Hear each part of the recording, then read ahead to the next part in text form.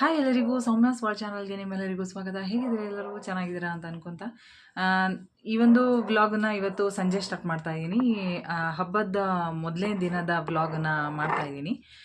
ಸಂಜೆ ಸ್ಟಾರ್ಟ್ ಮಾಡೋದಿರೋದ್ರಿಂದ ರಾತ್ರಿ ಡಿನ್ನರ್ಗೆ ಏನಾದರೂ ಮಾಡೋಣ ಅಂತ ಚಪಾತಿ ಹಾಗೆ ಬೆಂಡೆಕಾಯಿ ಪಲ್ಯ ಮಾಡೋಣ ಅಂತ ಮಾಡ್ತಾ ಇದ್ದೀನಿ. ನನ್ನ ವಿಡಿಯೋ ನಿಮಗೆ ಇಷ್ಟ ಆಗ್ತಾ ಇದ್ದರೆ ಲೈಕ್ ಮಾಡಿ, ಶೇರ್ ಮಾಡಿ, ಕಮೆಂಟ್ ಮಾಡಿ, ಸಬ್ಸ್ಕ್ರೈಬ್ ಮಾಡ್ಕೊಳ್ಳೋದನ್ನು ಮರಿಬೇಡಿ.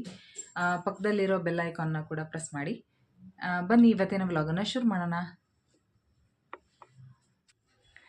ಚಪಾತಿ ಹಿಟ್ಟು ಕಲಿಸೋದಕ್ಕೆ ನಾನಿಲ್ಲಿ ಸ್ವಲ್ಪ ಉಪ್ಪು, ಸ್ವಲ್ಪ ಸಕ್ಕರೆ ಹಾಗೆ ನೀರನ್ನ ಹಾಕಿ ಕರೆಸ್ಕೊತಾ ಇದ್ದೀನಿ. ಹಾಗೆ ಚಪಾತಿ ಹಿಟ್ಟನ್ನು ಜಾಸ್ತಿನೇ ಕಲಿಸ್ಕೊಳ್ತಾ ಇದ್ದೀನಿ, ಯಾಕೆಂದರೆ ನಾಳೆ ಹಬ್ಬ ಇರೋದ್ರಿಂದ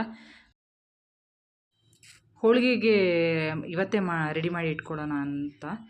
ನಾಳೆ ಸ್ವಲ್ಪ ಅಂದರೆ ಗಡ್ಬಿಡಿ ಆಗೋದು ಬೇಡ ಅಂತ, ಸ್ವಲ್ಪ ಅಡುಗೆ ಸ್ವಲ್ಪ ಬೇರೆ ಅಡುಗೆ ಮಾಡೋದಕ್ಕೆ ಹೆಲ್ಪ್ ಆಗುತ್ತೆ ಅಂತ ಇವಾಗಲೇ ಮಾಡಿ ಇಟ್ಕೋತಾ ಇದ್ದೀನಿ. ಮೈದಾ ಹಿಟ್ಟಿನ ಬದಲಾಗಿ ಗೋಧಿ ಹಿಟ್ಟನ್ನು ಬಳಸ್ಕೊಂಡು ಕಣಕವನ್ನು ರೆಡಿ ಮಾಡಿ ಇಟ್ಕೋತಾ ಇದ್ದೀನಿ. ಇಲ್ಲಿ ನಾನು ಬಾಣಲೆ ಇಟ್ಕೊಂಡು ಸ್ವಲ್ಪ ಎಣ್ಣೆ ಹಾಕಿ, ಸಾಸಿವೆ ಹಾಕಿ, ಅದಕ್ಕೆ ಈರುಳ್ಳಿ ಹಾಗೆ ಹಸಿಮೆಣಸನ್ನು ಕಟ್ ಮಾಡಿದ್ದು ಹಾಕಿ ಫ್ರೈ ಮಾಡ್ಕೋತಾ ಇದ್ದೀನಿ. ಬೆಂಡೆಕಾಯಿನ ಆಲ್ರೆಡಿ ನಾನು ತೊಳೆದ್ಬಿಟ್ಟು ಒರೆಸಿ ಕಟ್ ಮಾಡಿ ಇಟ್ಕೊಂಡಿದ್ದೀನಿ, ಅದನ್ನು ಕೂಡ ಹಾಕೋತಾ ಇದ್ದೀನಿ. ಸ್ವಲ್ಪ ಬೆಂಡೆಕಾಯಿನ ಫ್ರೈ ಮಾಡ್ಕೋತೀನಿ. ಹಾಗೆ ಹುಣಸೆಹಣ್ಣು ನೀರನ್ನು ಕೂಡ ನಾನು ನೆನೆಸಿಟ್ಕೊಂಡಿದ್ದೀನಿ. ಸ್ವಲ್ಪ ಹುಣಸೆಹಣ್ಣು ನೀರನ್ನು ಹಾಕೋತಾ ಇದ್ದೀನಿ, ಯಾಕೆಂದರೆ ಬೆಂಡೆಕಾಯಿ ಸ್ವಲ್ಪ ಬೇಯಬೇಕು ಅಂತ. ಬೆಂಡೆಕಾಯಿ ಸ್ವಲ್ಪ ಲೋಳೆ ಥರ ಬರಬಾರ್ದು ಅಂತ ಹುಣಸೆಹಣ್ಣು ನೀರನ್ನು ಹಾಕ್ಕೊತಾ ಇದ್ದೀನಿ. ಹುಣಸೆಹಣ್ಣು ನೀರನ್ನು ಸ್ವಲ್ಪ ಕಡಿಮೆ ಹಾಕ್ಕೊಂಡ್ರೆ ಹುಳಿ ಅಂಶ ಜಾಸ್ತಿ ಅಂತ ಅನಿಸಲ್ಲ, ಗೊತ್ತಾಗೋದು ಕೂಡ ಇಲ್ಲ. ಆದರೆ ಜಾಸ್ತಿ ಪ್ರಮಾಣದಲ್ಲಿ ಹುಳಿಯನ್ನು ಬಳಸ್ಕೊಂಡ್ರೆ ಮಾತ್ರ ಹುಳಿ ಅಂತ ಅನಿಸುತ್ತಷ್ಟೆ. ಬೆಂಡೆಕಾಯಿ ಬೇಯೋದ್ರೊಳಗಡೆ ಈಚೆ ಹೂರಣಕ್ಕೆ ರೆಡಿ ಮಾಡ್ಕೊಳ್ಳೋಣ ಅಂತ ಕುಕ್ಕರಲ್ಲಿ ಕಡಲೆಬೇಳೆನ ತೊಳೆದ್ಬಿಟ್ಟು ನೀರು ಹಾಕಿ ಬೇಯೋಕೆ ಇಡ್ತಾಯಿದ್ದೀನಿ. ಇದಕ್ಕೆ ನಾನು ಯಾವುದೇ ರೀತಿಯಾದ ಬೇರೆ ಏನೂ ಐಟಮ್ ಹಾಕಿಲ್ಲ. ಕಡಲೆಬೇಳೆ ಒಂದನ್ನೇ ಹಾಕಿ ನೀರು ಹಾಕಿ ಬೇಯೋಕೆ ಇಡ್ತಾಯಿದ್ದೀನಿ. ಒಂದು 3 ವಿಸಿಲ್ ಮಾಡ್ತೀನಿ, ಚೆನ್ನಾಗಿ ಬೇಯುತ್ತೆ. ನಂತರ ಬೆಲ್ಲ ಹಾಕಿ ಕೂಡ ಸ್ವಲ್ಪ ಬೇಯಿಸ್ಬೇಕಾಗುತ್ತಲ್ಲ, ಹಾಗಾಗಿ ಇವಾಗ 3 ವಿಸಿಲ್ ಮಾಡ್ತಾಯಿದ್ದೀನಿ. ಇಲ್ಲಿ ಬೆಂಡೆಕಾಯಿ ಕೂಡ ಬೆಂದಿದೆ. ಇದಕ್ಕೆ ನಾನು ಉಪ್ಪು, ಸ್ವಲ್ಪ ಅರಿಶಿನ ಹಾಕ್ತಾಯಿದ್ದೀನಿ. ಅರಿಶಿನ ಹಾಕಿದ್ರೆ ಸ್ವಲ್ಪ ಉದ್ರಾಗಿ ಚೆನ್ನಾಗಿ ಬರುತ್ತೆ ಬೆಂಡೆಕಾಯಿ. ಹಾಗೆ ಸ್ವಲ್ಪ ಕಾಯಿ ತುರಿನ ಕೂಡ ಹಾಕೋತಾ ಇದ್ದೀನಿ. ಇವಾಗ ಸ್ವಲ್ಪ ಲಿಡ್ ಕ್ಲೋಸ್ ಮಾಡಿಬಿಟ್ಟು ಸ್ವಲ್ಪ ಉಪ್ಪು, ಅರಿಶಿನ ಪುಡಿ ಹಾಗೆ ಕಾಯಿ ಎಲ್ಲ ಚೆನ್ನಾಗಿ ಮಿಕ್ಸ್ ಆಗೋ ತನಕ ಸ್ವಲ್ಪ ಒಂದು 2 ನಿಮಿಷ ಬೇಯೋಕ್ಕಿಡ್ತೀನಿ. ಇವಾಗ ಬೆಂಡೆಕಾಯಿ ಪಲ್ಯ ರೆಡಿ ಆಯಿತು. ಬೆಂಡೆಕಾಯಿ ಪಲ್ಯ ರೆಡಿ ಆಗೋದ್ರೊಳಗೆ ನಮ್ಮ ಕುಕ್ಕರ್ ಕೂಡ ಕೂಗಿತ್ತು, ಹಾಗಾಗಿ ಅದು ಕೂಡ ಕೂಲಾಗಿದೆ. ಕಡಲೆಬೇಳೆ ಕೂಡ ತುಂಬ ಚೆನ್ನಾಗಿ ಬೆಂದಿದೆ. ಇದನ್ನು ನೀರನ್ನ ಸೋಸ್ಕೊಂಡ್ಬಿಡ್ತೀನಿ. ಇವಾಗ ಇದಕ್ಕೇ ಬೆಲ್ಲವನ್ನು ಹಾಕೋತಾ ಇದ್ದೀನಿ. ಬೆಲ್ಲನ ಸ್ವಲ್ಪ ಕುಟ್ಕೊಂಡು ಹಾಕ್ಕೊಂಡಿದ್ದೀನಿ. ಸ್ವಲ್ಪ ಪುಡಿ ಆಗದೇ ಇದ್ದರೂ ಪರವಾಗಿಲ್ಲ, ಯಾಕೆಂದರೆ ಆಮೇಲೆ ನಾವು ಕಡಲೆಬೇಳೆನ ಹಾಗೆ ಬೆಲ್ಲವನ್ನು ಮಿಕ್ಸಿಯಲ್ಲಿ ರುಬ್ಬೋದ್ರಿಂದ ಚೆನ್ನಾಗಿ ನೈಸ್ ಆಗುತ್ತೆ. ಇವಾಗ ಬೆಲ್ಲದ ನೀರು ಬಿಡ್ತಾ ಇದೆ. ಬೆಲ್ಲ ಸ್ವಲ್ಪ ಕರಗಿದ ಮೇಲೆ ಮಿಕ್ಸಿಯಲ್ಲಿ ಹಾಕಿ ರುಬ್ಬಿ ಹೂರಣ ರೆಡಿ ಮಾಡ್ಕೊಂಡಿದ್ದೀನಿ. ಇಲ್ಲಿ ಇವಾಗ ಹೋಳಿಗೆಗೆ ನಾನು ಕಣಕವನ್ನು ರೆಡಿ ಮಾಡ್ಕೋತಾ ಇದ್ದೀನಿ. ಮೈದಾ ಹಿಟ್ಟಲ್ಲೂ ಕೂಡ ಹೋಳಿಗೆ ತುಂಬ ಚೆನ್ನಾಗೇ ಬರುತ್ತೆ, ಆದರೆ ಅದು ಸ್ವಲ್ಪ ಲಟ್ಟಿಸೋಕೆ ಹೋದರೆ ಸ್ವಲ್ಪ ನಾರು ಥರ ಅಂತ ಅನಿಸುತ್ತೆ ನನಗೆ.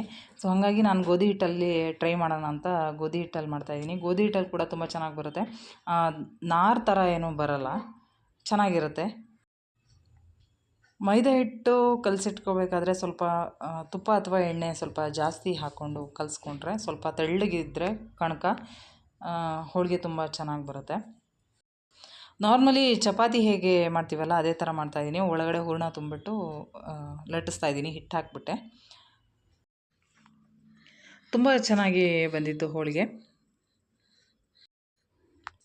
ನನಗೆ ಮೈದಾ ಹಿಟ್ಟು ಕಣಕಕ್ಕಿಂತ ಗೋಧಿ ಹಿಟ್ಟಿನ ಕಣಕನೇ ಈಸಿ ಅಂತ ಅನ್ನಿಸ್ತು. ಇದು ಹಬ್ಬದ ಮೊದಲಿನ ದಿನವೇ ಮಾಡಿಕೊಂಡೆ, ಯಾಕೆಂದರೆ ಸ್ವಲ್ಪ ಬೇಗ ಆಗುತ್ತೆ ಕೆಲಸ ಅಂತ, ಈಸಿ ಕೂಡ ಆಗುತ್ತೆ ಅಂತ. ಹೋಳಿಗೆ ಮಾಡೋದಕ್ಕೆ ಸ್ವಲ್ಪ ಟೈಮ್ ಜಾಸ್ತಿ ತೊಗೊಳುತ್ತೆ ಅಂತ ಅನಿಸುತ್ತೆ ನನಗೆ. ಸೊ ಹಾಗಾಗಿ ನಾನು ಮೊದಲಿನ ದಿನವೇ ಪ್ರಿಪ್ರೇಷನ್ ಮಾಡಿಕೊಂಡೆ, ಎಲ್ಲ ರೆಡಿ ಮಾಡಿ ಇಟ್ಕೊಂಡೆ. ಬೇರೆ ಅಡುಗೆ ಮಾಡೋದಕ್ಕೂ ಕೂಡ ಟೈಮ್ ಕೂಡ ಜಾಸ್ತಿ ಸಿಗುತ್ತೆ.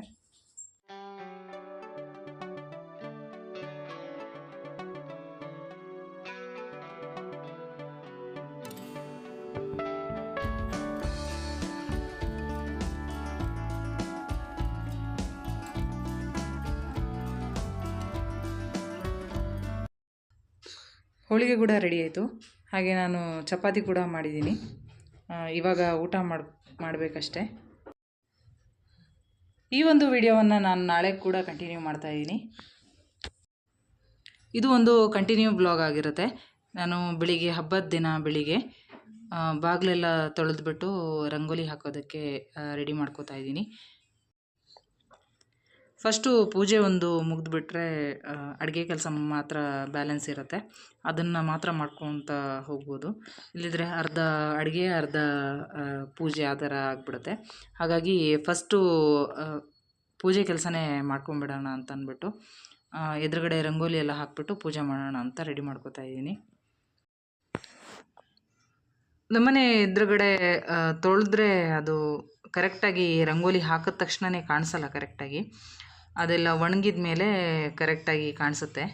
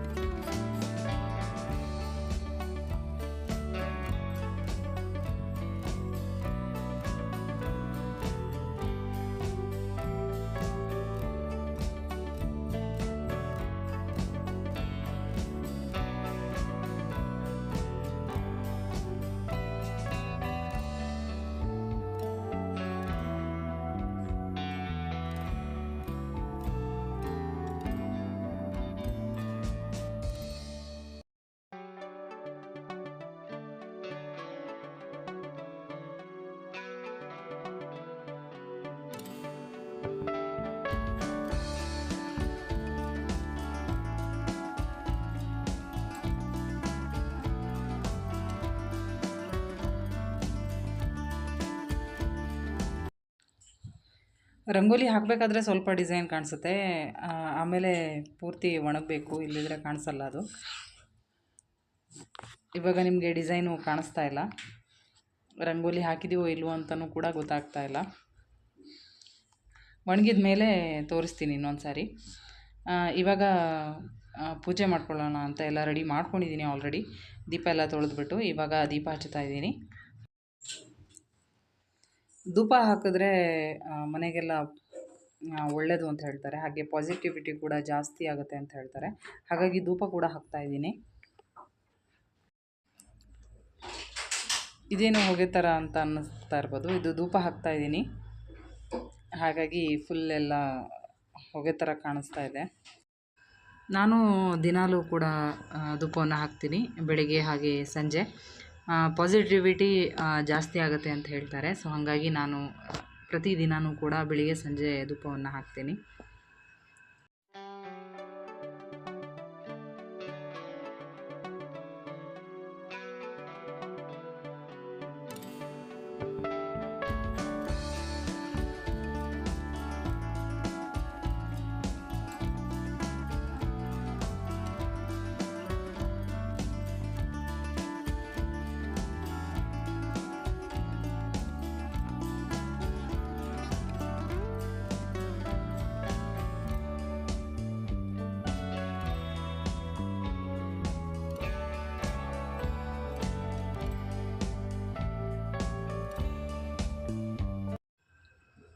ಪೂಜೆ ಎಲ್ಲ ಮಾಡಿದ್ದು ಮುಗೀತು.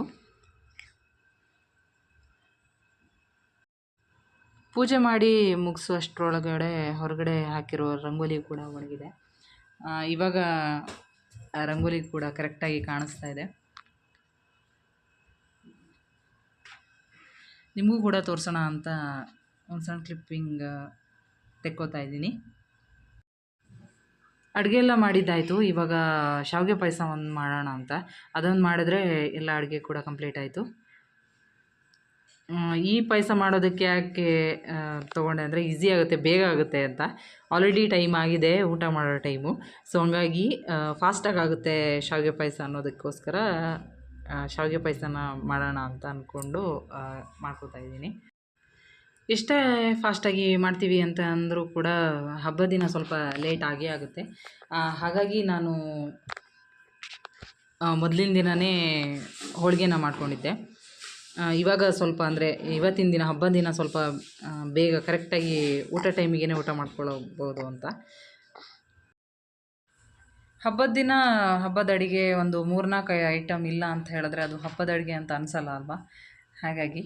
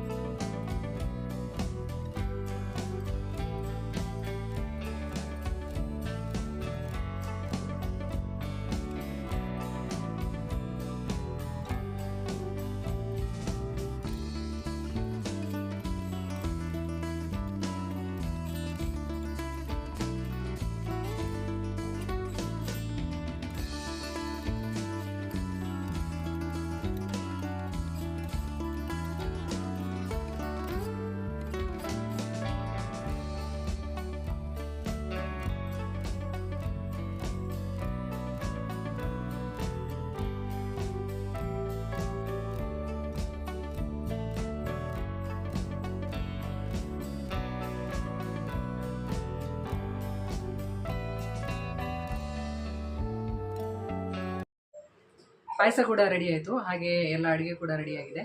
ಇವಾಗ ಊಟ ಮಾಡೋದೊಂದೇ ಬಾಕಿ. ಏನೆಲ್ಲ ಅಡುಗೆ ಮಾಡಿದ್ದೀನಿ ಅಂತ ನಿಮಗೂ ಕೂಡ ತೋರಿಸ್ತೀನಿ, ಬನ್ನಿ.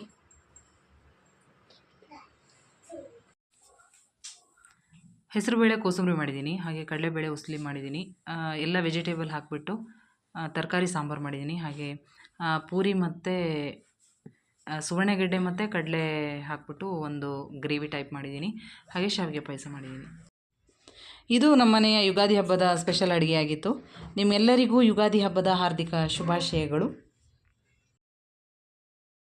ಈ ಒಂದು ವಿಡಿಯೋವನ್ನು ಇಲ್ಲಿಗೆ ನಾನು ಎಂಡ್ ಮಾಡ್ತಾ ಇದ್ದೀನಿ. ನಿಮಗೆ ನನ್ನ ವಿಡಿಯೋ ಇಷ್ಟ ಆಗ್ತಿದೆ ಅಂತ ಅನ್ಕೊತಾ ಇನ್ನೊಂದು ವಿಡಿಯೋದಲ್ಲಿ ಸಿಗ್ತೀನಿ. ಅಲ್ಲಿವರೆಗೂ ಬಾಯ್.